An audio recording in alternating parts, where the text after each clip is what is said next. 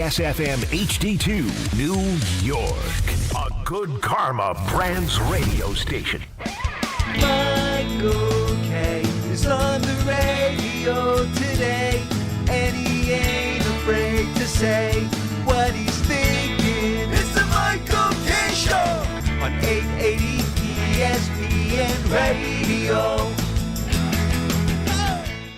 And a good afternoon, everybody. This is indeed the Michael K. Show. We thank you for joining us on this Monday.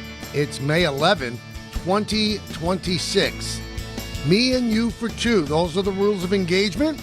It's the fastest 2 hours in sports talk radio, and you know the password to become a co-host. It's long, but it's 1-800-919-3776. 1-800-919-3776, and that's how you get to host with me. So much to talk about.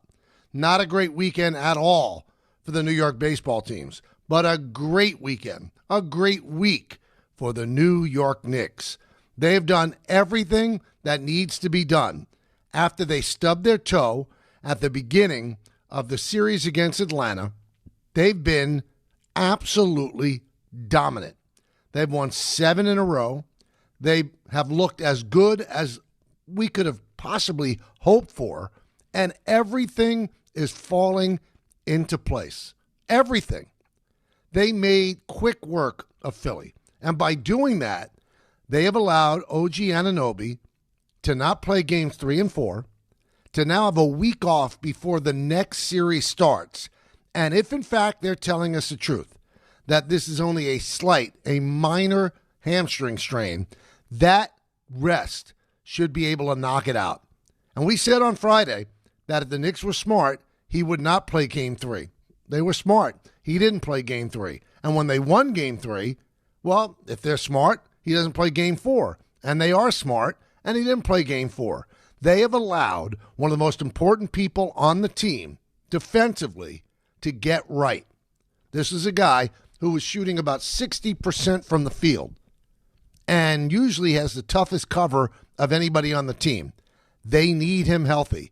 And this blowout of the Sixers allowed them to give him the time to get right. They did the right thing not playing in games 3 and 4, and now because they swept the Sixers, he now has another week off. Perfect. Couldn't be anything better. Everything has fallen into perfect place for the Knicks in this postseason. Here's something I have to ask all of you because I don't have the answer to it. Philly looked overmatched against the Knicks. Absolutely overmatched. How did the Celtics blow a 3-1 lead to that team? How? I mean, I know the Celtics are flawed, and I think the Knicks would have beaten the Celtics too, but how did they blow a 3-1 lead to a team that couldn't get out of its own way against the Knicks? Even when Embiid was playing. It's amazing. And then there are people that are going to criticize the fans in Philadelphia for not showing up. Fans shouldn't show up if there's no chance to win. Because if you want them there just to be an engine to get you going, then let them in for free. If you're a Sixer fan and you know your team has no chance to win, why shouldn't you make a couple of bucks and sell the tickets to Knicks fans? And then guys like Josh Hart, I'm wondering whether Philadelphia is a really great sports town. Really? You really wondering that? Pretty good sports town for the Phillies. Pretty good sports town for the Eagles. Pretty good sports town for the Flyers. Maybe they're just smart and they don't show up for teams that are bad. You know how much playoff tickets cost? Even if it's not New York, and you have an opportunity when your team is down 3-0 to sell your tickets to Knicks fans, go for it. You don't have any moral obligation to sit there and cheer for a team that's just in over its head. It's become one of the most boring narratives to me, judging how Knicks fans get into road games, because the Knicks fans love their team and they know their team has a legitimate shot to go to the NBA Finals, so they're following them and they're willing to pay big bucks. But I'm not going to criticize Philadelphia fans for not showing up for that team. For that team, they should show up. For that team, they should just give away their hard-earned money. Nah, I'm sorry.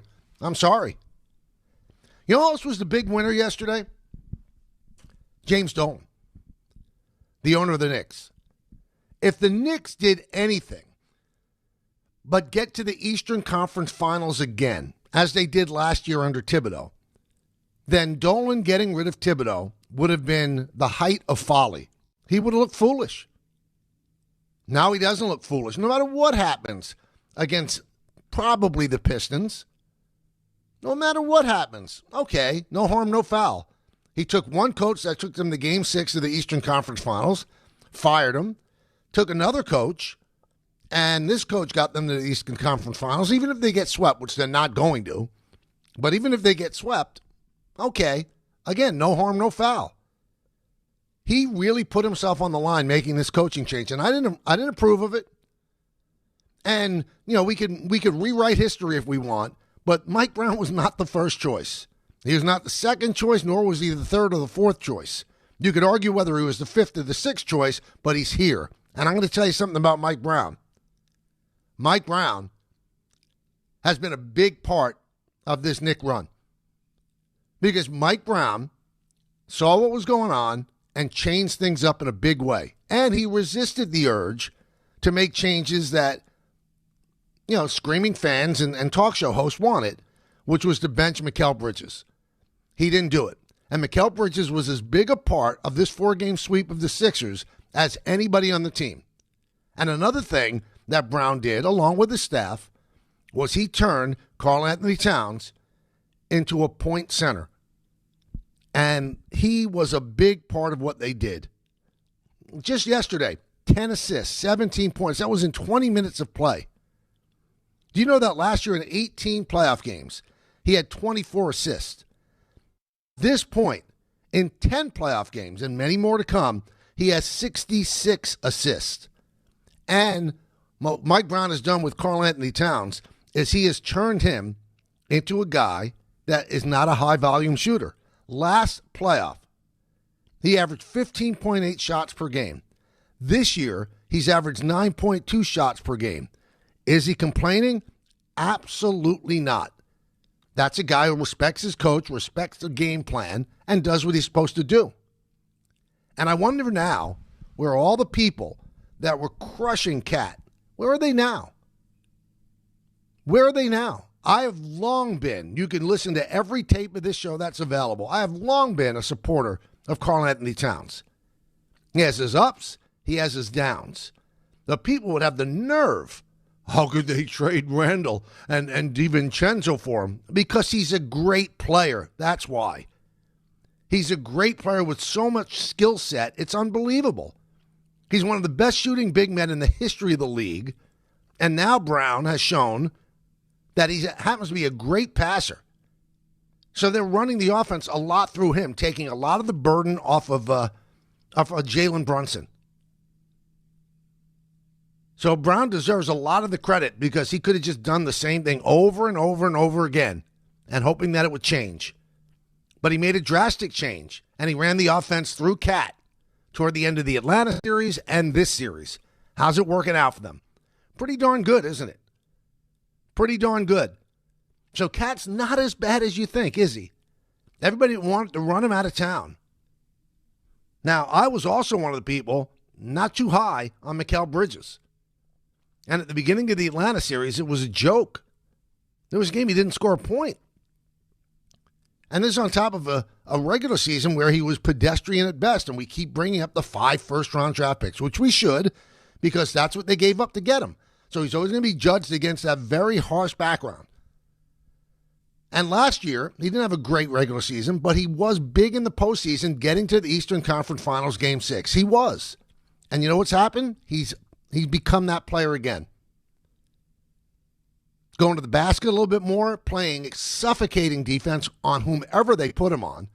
He was a big reason they were able to survive not having OG the last 2 games. So all sports, we have to realize you got to let it breathe a little bit. You can't overreact to every single misstep or bad couple of games. You just can't. Whether it be football. Football, you could do it more because there's just 17 regular season games. So a misstep could cost you. But in basketball and hockey, and particularly baseball, you got to let it cook. And maybe I've been a little bit impatient with Mikal Bridges, but I don't think so because he doesn't play as well as his talent level dictates that he should play. But in the postseason, he locks in a little bit more and actually becomes that player. And I've said this before, if they win a championship with him, those first-round draft picks, no big deal, right? Who cares?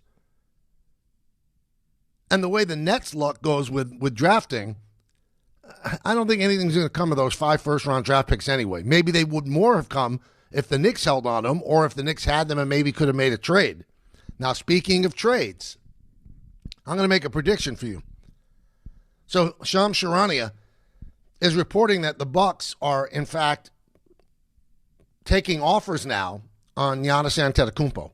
I will make you this prediction. If the Knicks win the championship this year, and they can, if they win the championship, they will still try to trade for Giannis. They will still break it up and try to trade for Giannis. They'll say, okay, we did it with this team. They're not going to hold on and run it back. They won't. And they might trade Karl Anthony Towns to get Giannis. They'll try to get better on the edges. Now, I think this Knicks team will beat the Pistons, and I certainly think they beat the Cavaliers if the Cavaliers come out of that series. I hope that series goes a long time, so whichever team comes out of it is exhausted. And then I actually think that the Knicks will probably lose in the finals.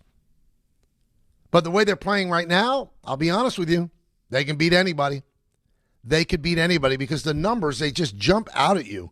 How dominant they've been. 7 games straight they've won. They've outscored their opponents by 185 points. They've scored 124 points per game over that 7-game streak. It's really amazing. The margin of victory, the average margin of victory, 19.4 points per game. That's the best since they started keeping these records in 1984. Big part of yesterday's game was their three-point shooting, particularly Miles McBride. 7 for 9 from 3, 25 points. In the first quarter, the Knicks as a team, 11 for 13 from 3. In the first half, they made 18 threes, which tied a playoff record. Everything was going right for them. Everything. So I know that talk radio certainly accentuates the negative. There's nothing negative to accentuate here. They were magnificent against the Sixers. They made the Sixers look overmatched, and I'm sorry. The Sixers' talent, it's pretty good. And they got a really good coach, too. And they just blew them away. They blew them out. They made them seem like they didn't belong on the same court. And this is a team that came back from 3-1 against the Celtics, which Vegas had as the overwhelming favorite to go to the finals out of the East. Little secret, everybody. I think the Knicks would have done the same thing to the Celtics. Sweep them? Probably not. But beat them and beat them badly. Sixers had no answer. The Knicks are playing with a ferocity and a suffocating defense that we did not see during the regular season. And you're not going to see that during the regular season in the NBA. Because everybody saves a little something for the postseason. And I wonder, and I don't know if we'll ever know the answer to this, I wonder if Mike Brown and his staff saved this tactic on how to use Karl Anthony Towns until the postseason. They didn't show this hand in the regular season. They did not use him this way. Maybe they didn't want to show it because they didn't want people preparing for it. And if they did that, then they're playing on a different level than any of us can even imagine, because this Knicks team never looked this good during the regular season. They had their stretches when they did, but never looked this good. They just didn't. So if they saved this and they kept this in their back pocket, let's run the offense through Cap, but let's wait until the postseason to do it. Or was it an act of desperation? Either way, it's impressive. Because the one thing I didn't think that Tibbs should be fired. But the one thing that Tibbs was, and we all know it, very stubborn. Didn't want to change things. I don't know if he would have made that change with Cat. I'm not sure. But but Brown did. So Brown gets his roses. He really does. And deserves them. 1-800-919-3776.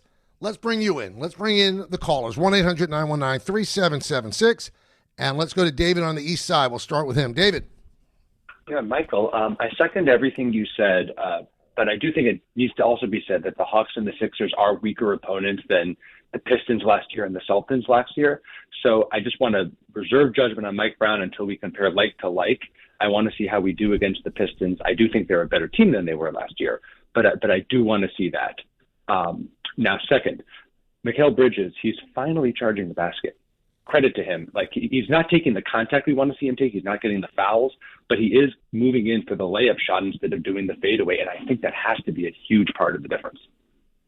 Well, I agree. He's playing differently than he did at the beginning of the Atlanta series, and then during the regular season. He does not drive to the basket. He relies on that fall-away jumper. Sometimes it falls, sometimes it doesn't.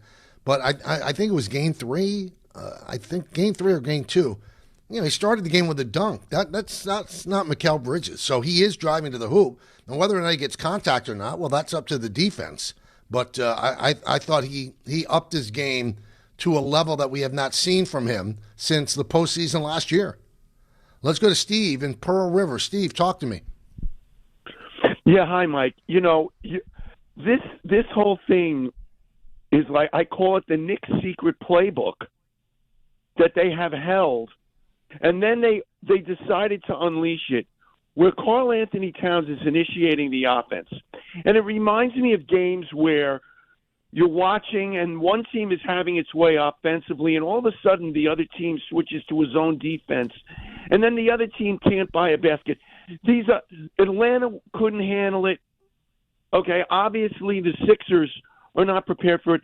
And I don't see either Cleveland or Detroit being able to figure out exactly what the Knicks are doing when they make Karl Anthony Towns the initiator on offense. And I think the only team that might be able to solve this Rubik's Cube that the Knicks are throwing at the league now is OKC, because they have Holmgren. They have those rangy bigs. You know, they have Holmgren and Hartenstein. Other than that, you know, I'm just cautiously optimistic that the Knicks can do what needs to be done here. And, you know, I hate to get too far ahead, but the week of rest can't hurt them. All right. But one thing I would tell you, Steve, I think you're really underselling the bigs on the Cavaliers in Detroit. Those teams will go to school on Cat having the offense run through him. They've got the people that could do it. Embiid's too slow. He's too disabled. He just can't. His legs don't work the way they should. So he couldn't go through pick and rolls or anything like that. Detroit has athletic, defensive players, long. So they've got the people that could do it, and the Cavaliers have the people that could do it. I still think the Knicks beat both of those teams, but they've got the people that can combat that part of it. The Knicks are not only Cat having the offense run through them, but that solved a lot of problems for them against Atlanta, and Atlanta did not have a big for them, and Philadelphia's big is not healthy enough. But the Pistons and the Cavs, they do have that big. So don't dismiss them. Don't think that you're going to just cakewalk over them. I think it's going to be Detroit that comes out of that series. They survived their scare when they were getting blown out in Game 6, and they, were going to get eliminated by Orlando. But Orlando choked it away. Detroit came back. They won Game 7. They won the first 2 games against Cleveland. Cleveland came back and won, so they have Game 4, I believe, tonight. So I hope that they wear themselves out, but please don't think they have no one to combat Karl Anthony Towns. They certainly do. Let's go to Elvis in Connecticut. Elvis. Good afternoon, Mr. Mike. How you doing, sir? I'm good. How you doing? I'm blessed. Thank you, Mr. Mike. I know it's been like 2 weeks before Mr. John Sterling real quick passed away. My condolences to you, to your family. I know what he meant to you. To me, I'm a big Yankee fan, born and raised in the Bronx. I know I don't have a lot of time. Michael, real quick, just to assure, I'm a big fan of you, Mike, for real. I'm a big fan. Thank you. It's an honor to talk to you every time I can.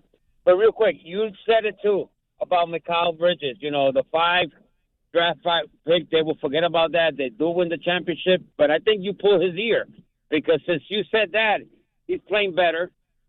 He's playing better. He's still not going inside the hoop, but he's still, like dunk and this and that. I don't think the Knicks should just relax because they swept Philly. Detroit's a different animal. Again, and real quick on the Yankees, you also called it. There's going to be a little stress, but the Yankees going to play poorly. They did not play poorly. I know you're going to speak about the Yankees later on. They did not play poorly. We got swept by Milwaukee, but I think we did play good. You know what I'm saying? The pitching was good. It's just that we didn't bat. Thank you, Michael. Many blessings. Happy Mother's Day to your wife, to Charlie and your kids. Elvis. Many blessings. I appreciate you. And we will talk about the Yankees a little bit later on. And, I've been saying there's going to be a market correction. I fought back on people. Even my colleague, Joe Girardi, said it reminded of the 98 Yankees. It's just not that team. I've never seen a team like that team. And I've said this, I've warned everybody from the beginning of spring training. One of the things that they have a problem with is their bullpen. And the bullpen for a while has been really stout, but there's not a lot of swing and miss out there. There's just not. And then you look at the guys that the Milwaukee Brewers brought in, and there's an awful lot of swing and miss and a lot of 98, 99, 100 miles an hour. So I believe that's something that will be fixed. But at this point, the bullpen is every now and then going to struggle. It just is. But we'll talk about that in the second hour. Let's go to Nick. He's in New Orleans. Hello, Nick. Hey, Mike, how are you? Good to speak to you. I'm kind of just amazed. I actually went up to Atlanta for Game 6, only about 7 hours away from where I am. And, that blowout was just incredible. And we're watching it again yesterday. But I think one thing about Mike Brown compared to Tibbs, tell me if you think that I'm wrong, but I think Tibbs would have just kept those guys, the starters, in the fourth quarter of these blowout games. That I don't know. And, he's sitting them. So you don't think so? But either way, I don't know. Because it makes sense to get him out so they don't get hurt. He was always afraid of blowing a lead, so I can't say it for sure. But, they won by 51 in the game that you went to. They won by 30 yesterday. So, it would almost be dumb to keep the starters in. Indeed. But I think my point more is that he's pretty willing to use the bench and to have the bench be the main guys out there. And I got to say, I just think that they're getting quality minutes out of these guys. They're really learning to play together, and they're getting big playoff time too. That can only help them moving forward. So I'm feeling really good moving forward, especially with the bench. Those guys you see, Deuce, Shamit, he's even Kolek coming in there at the end of the game and kind of taking control. So I don't know. I'm feeling really good about Brown. I was kind of iffy on him, but man, when you win 7 straight playoff games in a row and 189-point differentials, it's really incredible to watch. Oh, it really is. And you said a mouthful about the bench, Nick. Shamit, Clarkson, guys that were buried, have really stepped up and done a good job. Everybody loves McBride, but he was hurt for a long time, came back, got hurt again, but he's healthy now, and he can play. He's a microwavable guy off the bench. So I'll tell you what, the bench has played a big role. Now, I do not blame Tibbs as much on the bench as other people do, because his bench wasn't this good. His bench was not this good. He did not have as many good players as Mike Brown has. And that was one of the things that Leon Rose did that was really smart. He brought in really good players on the bench because he wanted Brown to not play these guys 38, 40 minutes a game, and that's what Tibbs did. But even though Tibbs did that last year, everybody, let's not kill him for it. Nobody got hurt. And they made it to Game 6 of the Eastern Conference Final. So everybody relax on killing Tibbs for overusing the players. No one got hurt. And at this point, OG's hurt a little bit, and I think he's going to be fine for the next round. But Mike Brown has a better bench than Tibbs did. But Tibbs historically does not always use the bench. But Brown does. And he's used it to his advantage and the team's advantage as well. To have Shamit and Clarkson come off and contribute the way they did, pretty good stuff. Hey, FanDuel is giving you better payouts on same-game parlays all NBA playoffs long. With more ways to build and more value every time you play, you can stack your picks your way for every game, every matchup, and every moment. From spreads to player points to threes and more, build it all into one same-game parlay and go for bigger payouts. So if you're betting same-game parlays this NBA postseason, bet them on FanDuel. More options, better payouts, all NBA playoffs long. Head to FanDuel.com/local to get started. FanDuel, an official partner of the NBA. Play your game. 21 plus, physically present in New York. For help with a gambling problem, call 1-877-8-HOPE-NY or text HOPE-NY 467-369. If you've been injured in an accident that wasn't your fault, then you need a lawyer who knows New York's unique personal injury and workers' compensation laws. At the Parisman Firm, they have decades of experience handling all types of accident cases and a proven track record of delivering huge results. Their team has already recovered nearly $1 billion for injured New Yorkers. From construction to car accidents and slips and falls, they've got you covered. Call the Parisman Firm now at 718-WORKERS, where your case is their cause. Get the justice you deserve today. Let me say this. If you're an experienced superintendent in Jersey and you know you're better than the situation that you're in, Tricon Construction wants to talk. They're building serious multifamily, medical, and industrial projects across the state, and they're looking for leaders, not babysitters, real projects, real support, real backing from ownership. If you're ready to step into something bigger, go to triconbuilds.com/careers. That's triconbuilds.com/careers. And yes, it's confidential. Well, it feels like everyone's getting knocked out by this cold and flu season, and we're not even done yet. People are getting hit harder and taking longer to recover. That's why I got so excited when I heard about this. I actually ordered one myself. I didn't even know something like this existed, a medical emergency kit that you can have at home before you get sick. Now, joining us now is Dr. Kelly Victory, Chief of Emergency and Disaster Medicine at the Wellness Company. Thank you for joining us, Doctor. Thank you very much for having me. Now, the Wellness Company has developed tools like the medical emergency kit to help people take control of their own health. What's really the mission behind that? You're precisely correct. We decided that we should put into the hands of individuals the ability to be self-sufficient to a certain extent when it comes to things regarding their health for themselves and their families. We don't want people to have to be beholden to a system that can frequently be overwhelmed in the case of a disaster, natural or man-made, or in the case, for example, right now where we are seeing some supply chain disruptions. So what we did was design a number of kits that give people access to prescription medications written specifically for them to treat a very broad range of potential medical problems.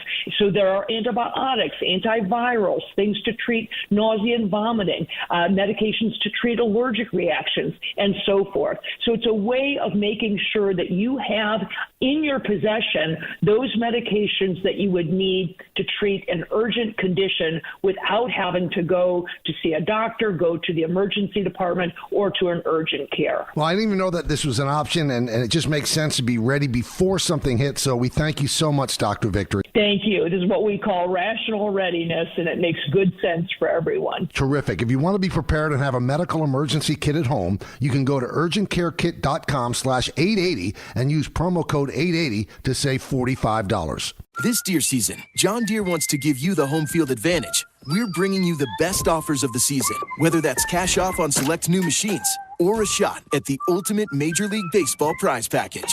Because right now, you can enter for a chance to win an MLB All-Star experience for you and 3 friends, complete with travel and lodging for All-Star Week this July. Deer season is going on now through June 3rd. Visit johndeere.com/deer season to enter and view the offers and complete contest rules. Major League Baseball trademarks used with permission. Rich Eisen here. PayPal is now the official peer-to-peer payments sponsor of the NFL, which means all the money moments that fandom creates, whether splitting tailgate costs or chipping in on tickets and game day food between friends, are covered. Wherever the game is played or watched, PayPal moves with fans. You can send money through text, email, or directly to your friends with eligible accounts on Venmo. Just download the PayPal app and share all the moments that matter. Account with PayPal is required. Not available in all regions where PayPal operates. Game Time is brought to you by Tullamore Dew Irish Whiskey, because when it's game time, it's Tully time. 6:35 p.m. No Mets, no Knicks, but the Yankees, they're playing. 6:35, the Yankees are in Baltimore to play the Orioles. I'm coming to you live from Baltimore, and that game will be on Yes, and I'll be doing the game with Joe Girardi and Meredith Marakovitz. So tune in. Should be fun. Tullamore Dew, the original triple distilled, triple blended, triple cask matured Irish whiskey. Be sure to grab a Tullamore Dew. Try the new Tullamore Dew Honey during today's action. Glass up to enjoying Tullamore Dew responsibly. Let's go back to the calls. Let's go to Joe in Monroe. It rhymes. What's up, Joe? Hey, Mike. Yeah, I asked a question early on how the Celtics lost to the Sixers team. So my guess or my answer to that is that, one, the big man magic, they just don't have a roster that competes with Philly, and two, the stubborn three-point philosophy that they've just stuck to no matter the situation, which kind of reminds me of some Yankee teams in the past, just broader baseball, just sticking to that power and no defense and sticking with it even when it's not working. So I think that's the Celtics' loss, the reason for their loss there. But you know what, Joe? The thing that the Celtics could fall back on that the Yankees can't is they won a championship that way. But correct. You're Nope, right. correct. If you depend on the three and you don't have a plan B, you're in trouble. And they were in trouble. You could see the last 2 minutes of the seventh game, Joe. They just kept firing up threes. They were down by one. No, yeah. I mean, they had a 3-1 series lead. And when it started going wrong, you stick with it. And you're right. They have the championship to fall back on. But in this instance, that's why they went down. And then the Tibbs versus Mike Brown, I know you did mention that there wasn't as many, or there weren't injuries last year. I mean, Brunson, fractures his hand.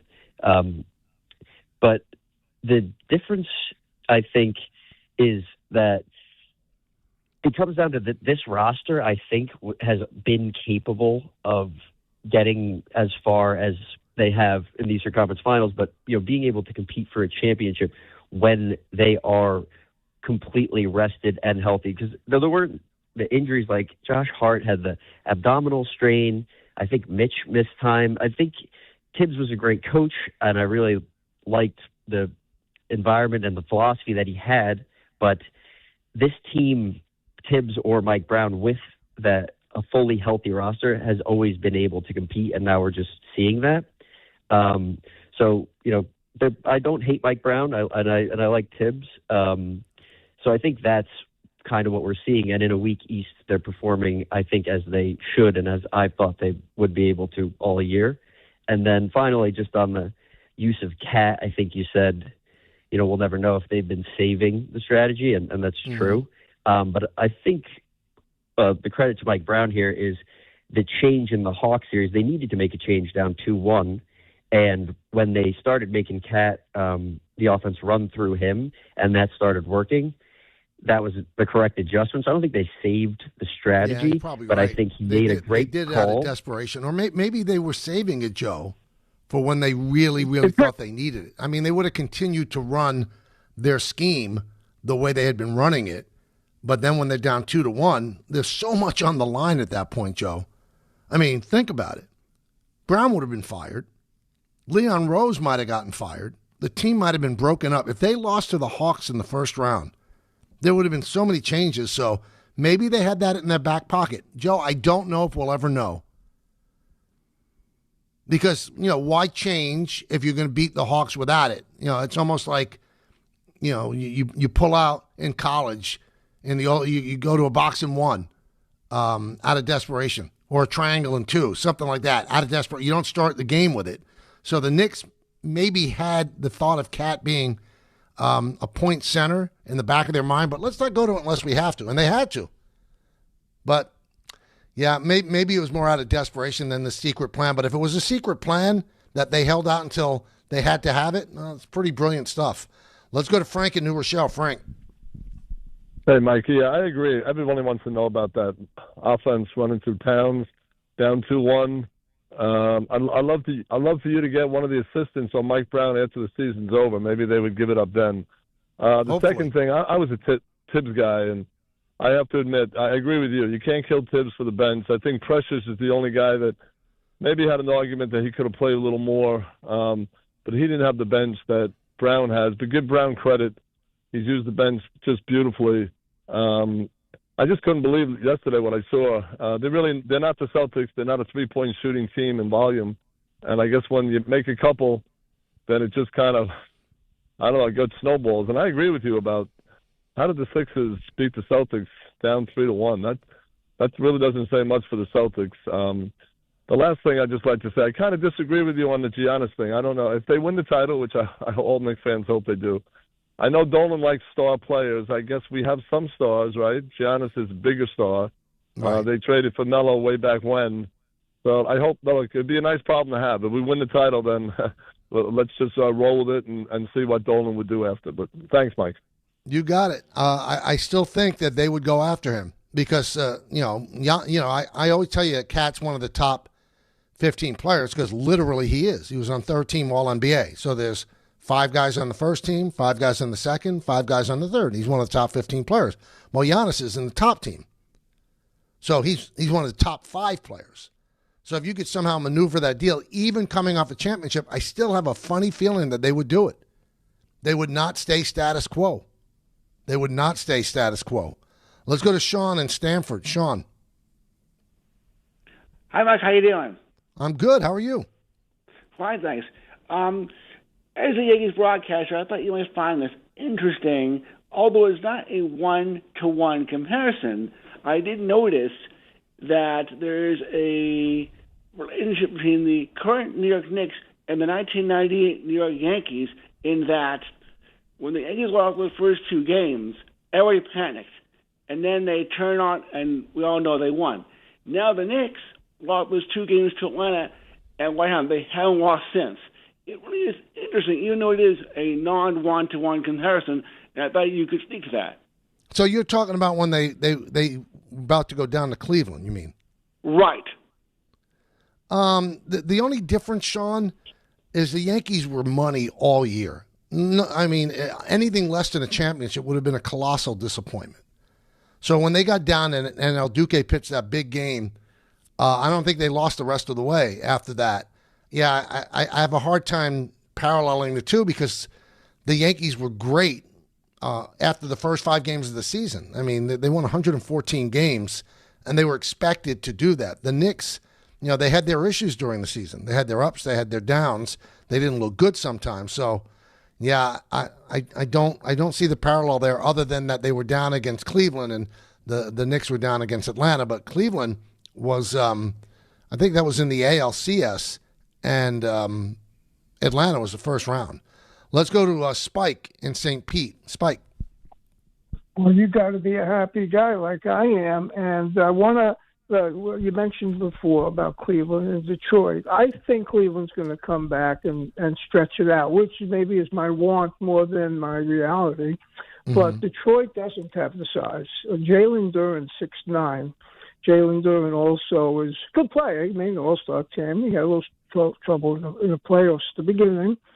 And the Knicks have But Mitch you know and those Chad. guys are long and athletic, Spike.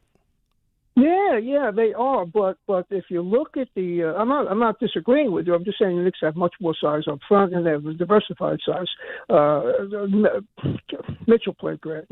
Mitchell Robinson. Forget the sidebar where he jammed it over. What's his name? Embiid. Look, Michael, we've never seen anything like that. The statistics will bear it out, and you and I have pretty much the same eye. The Knicks will never shoot 11, I shouldn't say never, but it's unlikely when the competition gets better, they're going to make 11 out of 12. Philadelphia packed it in yesterday. They ran them out of the gym because do you ever see where Paul George, anybody, he's an older player, makes 15 points in the first quarter, doesn't make another basket? That's happened twice. Mm-hmm. So Their strategy was brilliant. They're faster. They're deeper. They have all around probably the best roster besides Oklahoma City, and there's no reason other than Detroit or Cleveland becoming an impediment to them. I just think they're better. Now, Detroit has the best player in the conference, 6'8", Cade Cunningham, but go past that, we may have the next 4. And the Thompson kid's a good defender. And I understand you're going to tell me James Harden, and I agree with you. He's not a money player. He craps the bed. But Donovan Mitchell never got out of the second round. That was only because he didn't have anybody with the team, and their front line is soft. I'm really happy, Michael. I was hoping you watched the games with Charlie, but I know you were working. And they've kicked butt and taken names and left an impression. This is a heater they're on, man, and might go right through. Not saying they're winning 8 straight, but if they win 8 out of 12, you and I will be very happy. Well, they've played as well as, both of us could probably remember.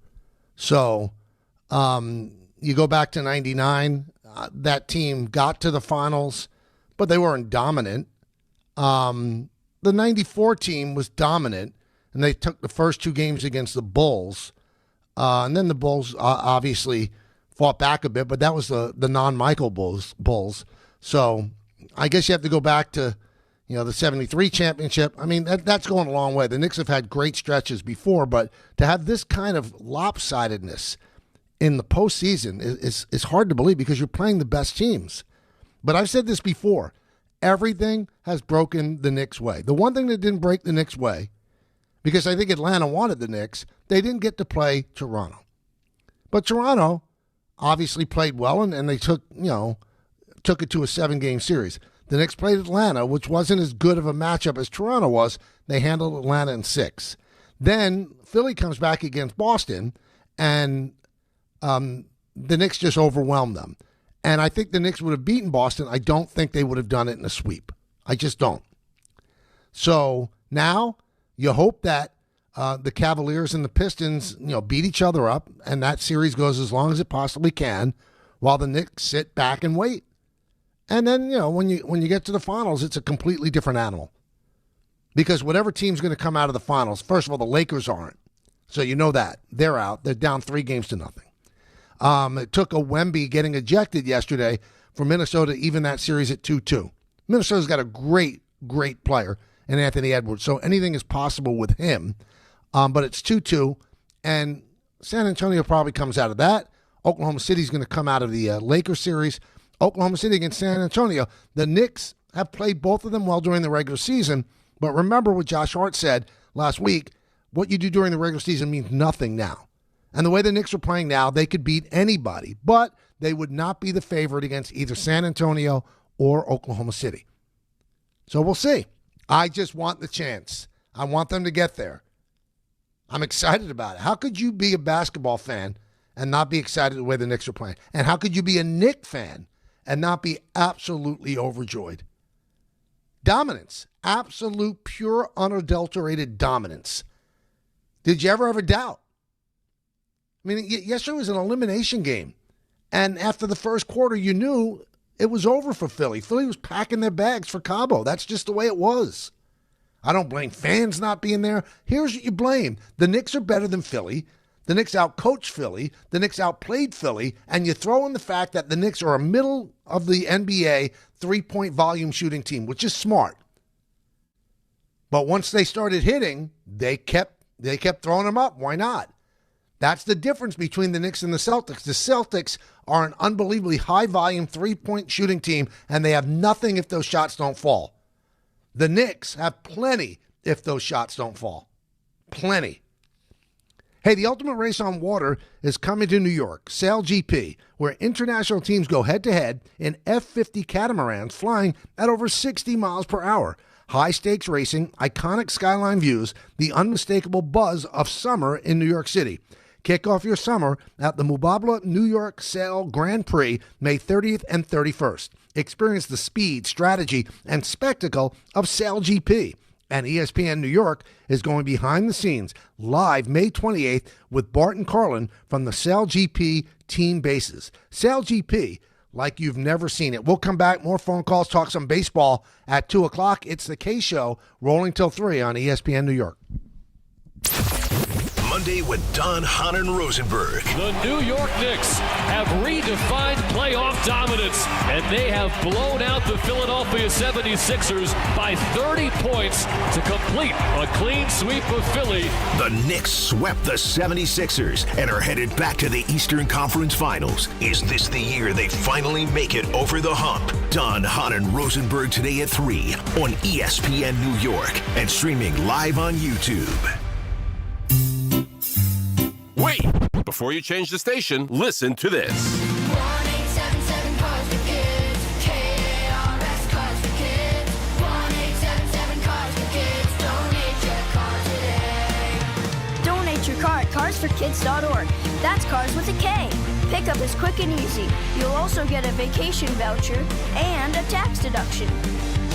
1-877 Cars for Kids. Spring is here. Summer's right around the corner, so why are you still living with pain? If you're dealing with neck pain, back pain, joint pain, or nerve pain, don't wait any longer. Call Dr. Jay Shaw at Sandwell Pain. He's Ivy League trained, double board certified, no surgery, no long recovery, no relying on pain medication. Just non-surgical image-guided treatments that help you get back the life you deserve. With offices in Woodbridge, Livingston, and Inglewood, and most major insurances accepted, help is close. Go to SandwellPain.com. Feel better now, not later. At Uline, they know going the extra mile takes hard work. For companies pushing to go further, Uline will go the distance with you. 24/7, they answer the phone to get you the shipping and industrial supplies you need. Business can move fast. Unexpected large orders, adverse weather, new safety guidelines, and changing economic trends. Uline works hard keeping 41,000 items ready to ship, minimizing detours on your way to the extra mile. Visit uline.com.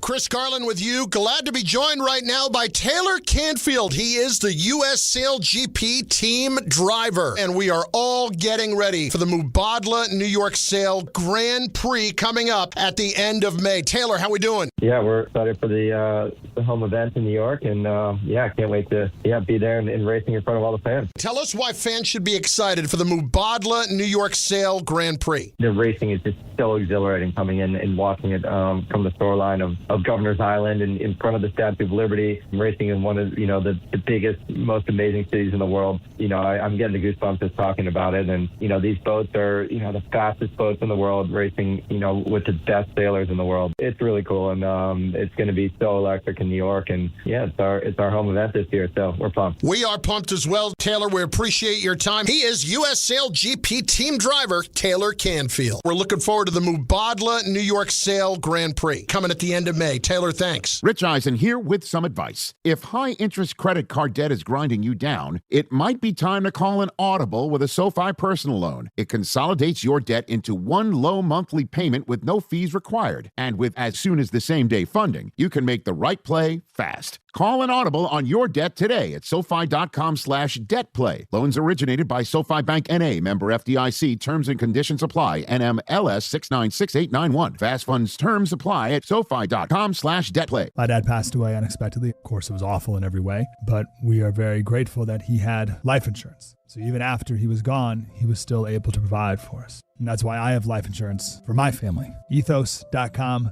They make it fast and easy to get covered. It's 100% online. You get a quote in seconds, and you can apply in minutes. You get covered the same day. Get your free quote at ethos.com/game. That's ethos.com/game. Paid spokesperson. Time spent on application may vary. Online health questions required. Rates may vary.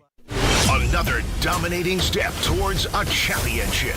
And for the second consecutive season, the Knicks are on their way to the Eastern Conference Finals. Will this be the year the Knicks punch their ticket to the NBA Finals? Inbound stolen by McBride, and then Brunson buries a far corner three. 5 points for Brunson in about 3 seconds. Thanks to all our New York Knicks partners this season, including ZipRecruiter, Amazon Hub Delivery, Princeton Jeep, and Food Bazaar on ESPN New York. Can we talk just a bit about the draft lottery? Can we do that just for the people? Was it worth going 20-62 for the Nets to get the 6th pick in the draft? So they bagged 2 seasons, and they got an 8th pick and they got a 6th pick. So by getting the 6th pick yesterday, no A.J. DeBanza, no Darren Peterson, no Cam Boozer, no Caleb Wilson. They'll probably get a point guard of some sort. But think about what has happened over the last couple of years. They had 5 first-round draft picks last year. Strangely, they took all of them. I'm not sure the game changer in the 5. And now, in a fairly deep draft, they have no luck whatsoever, and they get the 6th pick.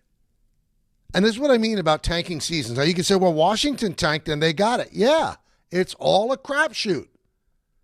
So Washington got the top pick. Indiana got messed up because they made a trade. So they lost their number 5 pick. If they'd gotten 1 through 4, then they would have kept the pick.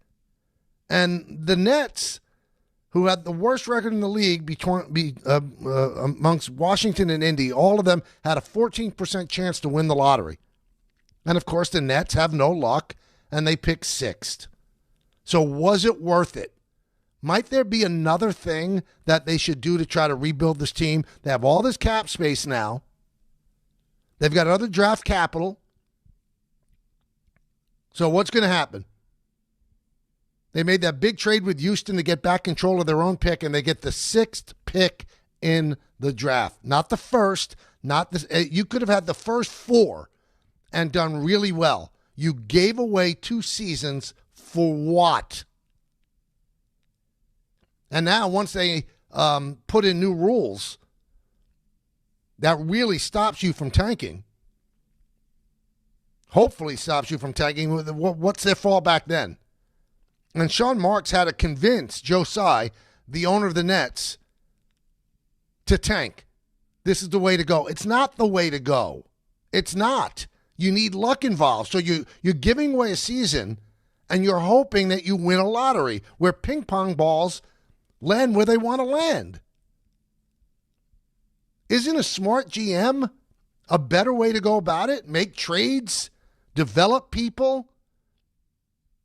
Right now, it doesn't look good for the Nets. Do you think they're going to be that much better next year? And are there going to be big-time players that are going to take their money? Because you're going to need big-time players to take their money. So they have all this cap room. They blew a season away to get a number 1 draft pick. They get the 6th pick in the draft.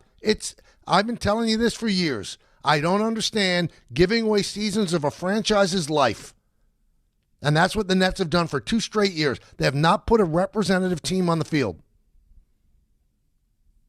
And what does it mean? What do they get out of it? They get nothing out of it. Nothing. It's an embarrassment. When that ball popped up and they got the 6th pick, my goodness, it can't get worse. There are really good players in this draft that could be difference makers, but they just get under the cut line, I think. They'll just get under the cut line. And they gave away an entire season for it, 20-62. They had a trash season for what? To hope that a ping pong ball bounces your way? Does that make sense? That'd be like, I'm not going to pay my rent for a year, but I'm going to keep playing the lottery and hopefully I'll win. Okay, it's the lottery.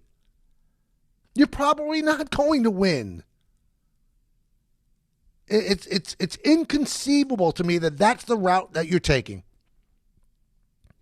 And it's inconceivable to me that the NBA allows a team like Washington to not play its 2 best players, Trae Young and Anthony Davis, so that they could tank and they get rewarded with the first pick. The whole thing stinks from high heaven. So now Washington can actually be good next year. They'll play Trae Young. They'll play Anthony Davis. They'll play the number 1 pick, whichever that pick may be. And they get rewarded for doing something that's bad for the game. And the Nets, who have done something that's bad for the game, get nothing. Tell me, of their 5 first-round draft picks last year, who's the one that's going to be the difference maker? And tell me you're going to get a difference maker with the 6th pick. They don't have much luck in the lottery in their history. They just don't. Let's go back to the phones. Let's go to Carlos in Brooklyn. Carlos. Hey, Michael, first time calling ever. I want to thank you for taking my call. Oh, thanks for calling, buddy. I wanted to give you my condolences for your loss last week. The opening of the show was incredibly poignant and heartfelt, and I loved every second of it. So thank you, and I commend you for that. Thanks. I wanted to talk to you about the Knicks. I think it's an amazing accomplishment for the way they beat the Sixers, and I find it really ironic that the only close game was the game that Embiid wasn't in there. And you brought up before that Giannis was somebody that you think that they're still going to go after in the offseason. I was wondering what makes you think that they're still going to get him or go for him. I don't know if they'll get him, but I think they'll try. I don't think they'll get him because by giving away those 5 first-round draft picks for Bridges, I don't know if they have enough draft capital. They'll get more draft capital this year, but I don't know if they have enough because I'm reading what the Bucks want. They want a young, transformative player, and they want a lot of draft picks. The Knicks don't have that young, transformative player. But I think they'll try, and maybe they'll get creative, Carlos, where they get a third team involved. But I don't think they have enough to get him. But the only way that they get him is if if Giannis goes, that's the only team I'm going to. And if not, then I'll play this year, and I'll be a free agent, and you'll get nothing. So there's ways that he could direct them to make the trade with the Knicks, get the best deal they can with the Knicks. There's ways that he could do that. But if it's on the up and up, and he'll go wherever they trade him, I don't think they're going to trade him to the Knicks. I just think that the Knicks will try. I think they will try. Let's go to Earl in Brooklyn. Earl. Hey, Mike. Good afternoon. How you doing? Good. Listen, How are you, I'm a Earl? Knicks fan, and I'm good. I'm a Knicks fan. I just see that we're in rhythm right now. We're in such a rhythm that it's unbelievable. But we have a minimum of 4 days off. A minimum. It could stretch to 7 days. If this Cleveland-Detroit game series go to 7, right? You don't practice as hard as you play. And I don't want these guys to get out of rhythm, but you always get a rhythm. You always have to stay in a rhythm. And I think the way we've been playing, we can come out a little rusty.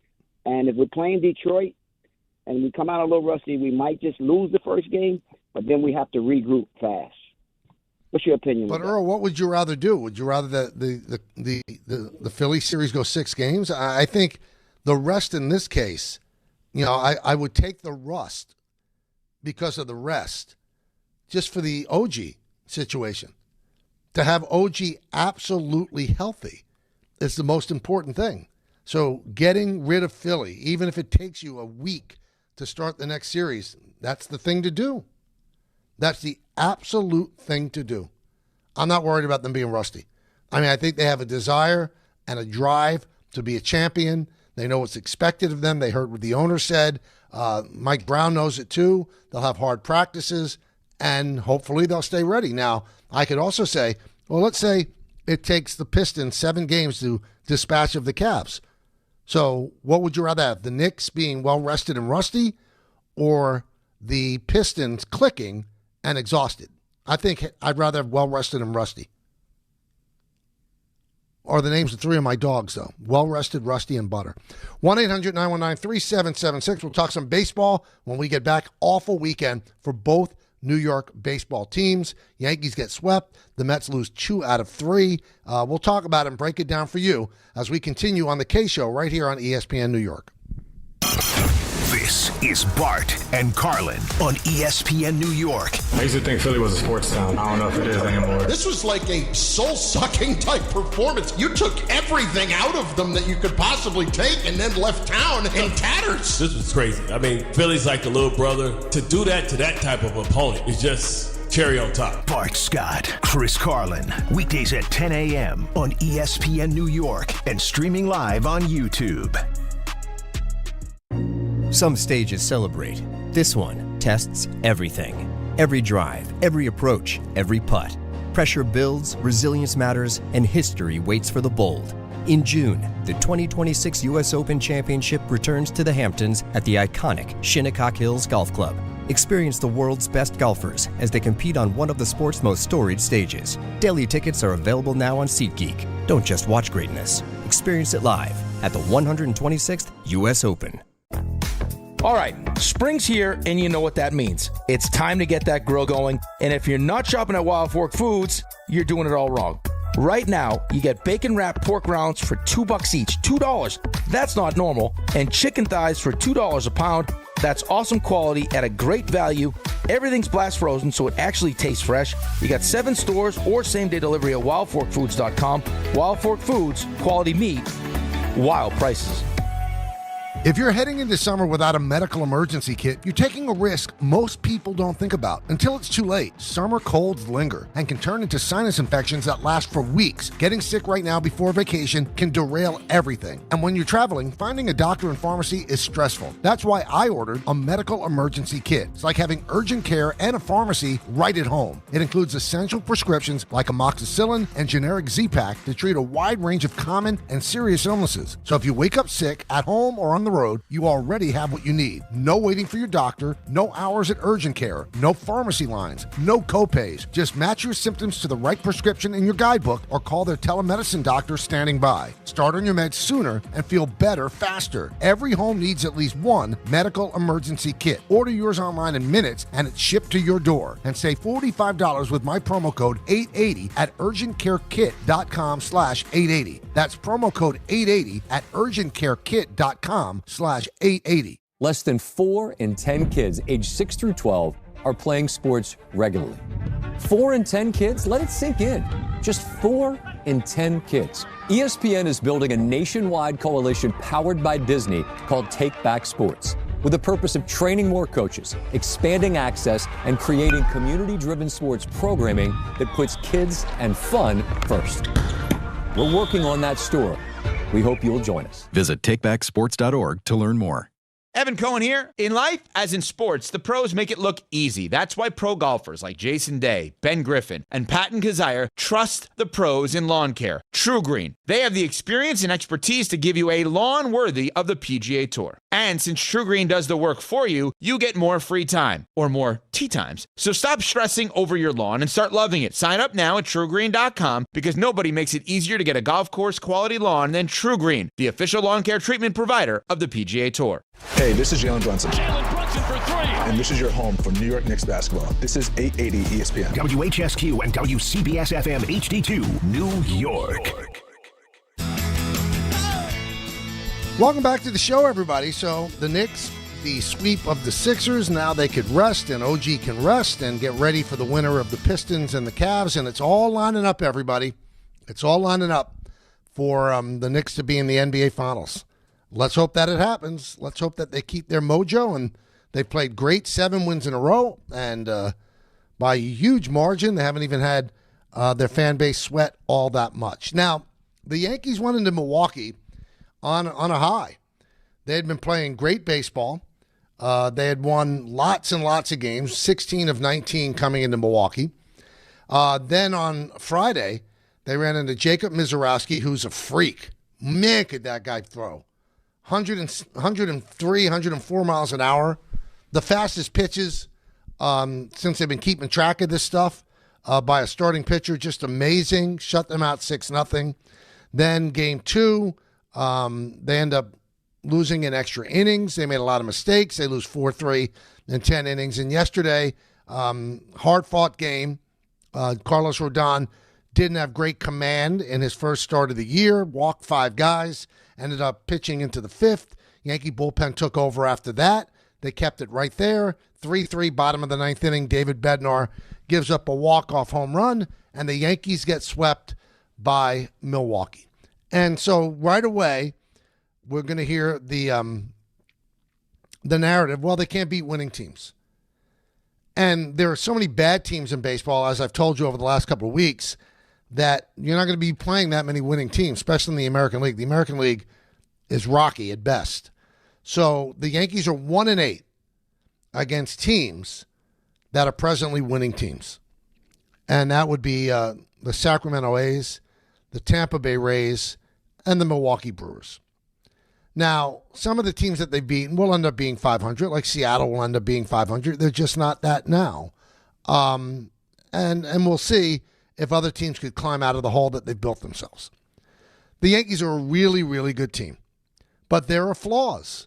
And I've told you that from the beginning. Let's not fall in love that quickly. I said there's going to be a market correction. They're not going to be this hot for the entire season. And despite this incredibly hot stretch, the Yankees are now out of first place because Tampa Bay doesn't lose. Is it doom and gloom? Of course not. But there are things that can be improved. And I'll give you a list of them. I've said it from the beginning. The bullpen does not have a lot of swing and miss in it. They don't. I'm sorry. Tim Hill's great. He's not a swing and miss guy. He gets ground balls, and ground balls sometimes find holes. Fernando Cruz is outstanding, but if he doesn't throw strikes early in the count, the splitter doesn't work. So it's like kind of hit or miss there. Doval, I just don't see it. They have not been able to straighten him out. He throws really hard. He came in a high leverage situation the other night, gave it up. That was his first high leverage situation he came in 3 weeks. And he's got high leverage stuff. So that's going to be an issue. I think David Bednar is terrific. In a perfect world, to me, David Bednar would be a setup guy to a lights-out closer. But right now, David Bednar is the closer. The most reliable pitcher they have at this point is Brent Hedrick, who's been outstanding. Did give up a home run on Saturday, and the Yankees blew a game for Cam Schlittler, who's just otherworldly. I mean, there's a stat out, the amount of strikeouts, the amount of walks, and the amount of wins that he has at this point in the season. Nobody has done that since 1913, Walter Johnson. Pretty heady company. So Cam Schlittler got hit with a scalding comebacker. I believe it was in the second inning. Persevered, gave them 6 shutout innings, leads the major leagues in the ERA. He's really, really something special to watch. Barring injury, he'll be competing for the Cy Young this year. But the bullpen's an issue. I mean, you can't sit here and lie about it. And it's not like I'm saying it because, they had a rough weekend. I've been saying it from the very beginning. It's going to be an issue, but I think it's going to get fixed. Nothing's going to shake loose now on May 11th, but something will shake loose. And they can make some moves, and maybe Ryan Weathers, who throws 98 miles an hour, will end up coming out of the bullpen when Garrett Cole is healthy enough to return at the end of this month. So we'll see exactly how they play it. Bullpen's an issue. The offense out of catcher is an issue.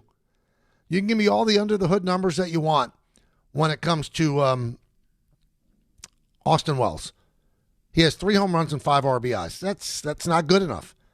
He's hitting under 200. That's not good enough. J.C. Escar is hitting about 200. That's not good enough. I know it's at the bottom of the order, and they have a really long lineup, but they have to get more out of the catching position when it comes to offense. They just have to. And another guy that has not performed up to his capabilities and have to get more out of him is Jazz Chisholm. Jazz Chisholm has unbelievable talent, but for some reason, it has not clicked for him this year. He has not been consistent. He's not driving the ball out of the ballpark. He's better than this. I think he's played very well at second base, but offensively, he's better than this and has to give them more. Now, a lot of people out there, you were very concerned about Ryan McMahon. Ryan McMahon is hitting very well now. Ryan McMahon, over his 10, 11 games, hitting over 300, getting big base hits. He had the hit in the 10th inning against a tough left-hander in Ashby, and that gave the Yankees the lead, which they could not hold in the bottom of the inning. But Ryan McMahon doesn't seem like he's an issue anymore. I've said this over and over. If Ryan McMahon hits 240 or 250 and fields the way he can field, home run. You don't have to worry about anything else. Caballero's been steady. Trent Grisham, not hitting for average, but driving in runs. Cody Bellinger's been unbelievable. Judge has been unbelievable. Ben Rice, since coming back from the hand injury, I believe is 0 for 11. We got our first look at Spencer Jones, and he got a big base hit yesterday, his first major league hit. He got a single to center field. But he's 1 for 9 with 5 strikeouts. So we always wondered, what would 32% strikeout rate from AAA, what would it translate to the big leagues? And I always said it would be about 40, but he has 5 strikeouts in 9 at-bats. Actually, 10 plate appearances. He walked once as well. So you got to hit a lot of home runs if you're going to strike out 50% of the time. So do you go crazy over the 3 games in Milwaukee? I'll tell you this, man. Milwaukee's good.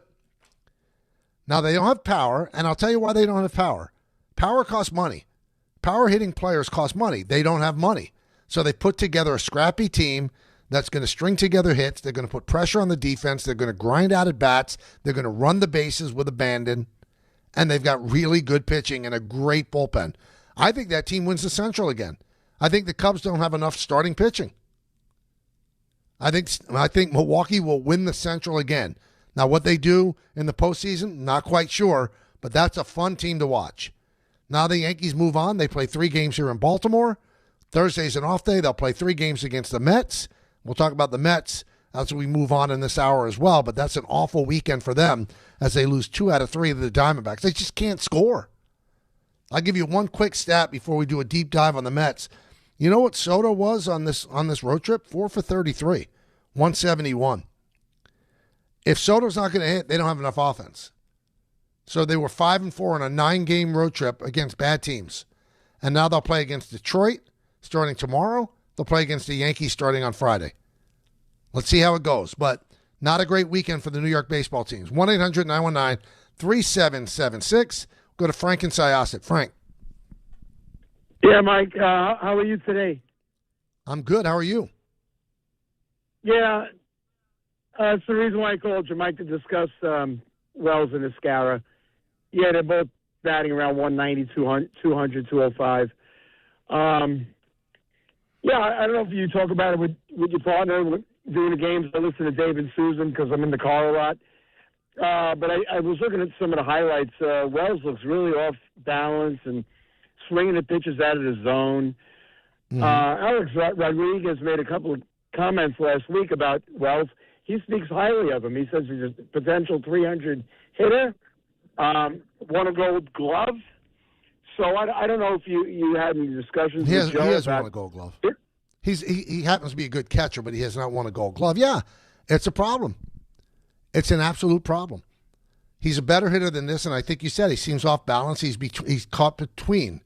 You know, sometimes he's sitting fastball, so he gets an off-speed pitch. He's way too much in front. Sometimes he's sitting off speed, gets a fastball, and he's way too behind. He's a better hitter than this. So last year he didn't hit that great, but he did have 20 home runs.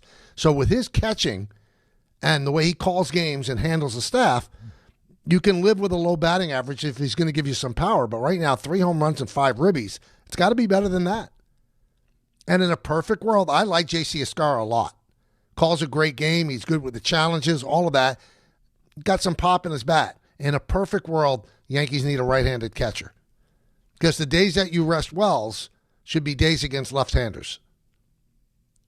But when you do rest Wells, whenever you rest him, if you rest him and there's a righty going, well, you're taking a right-handed at bat away from him.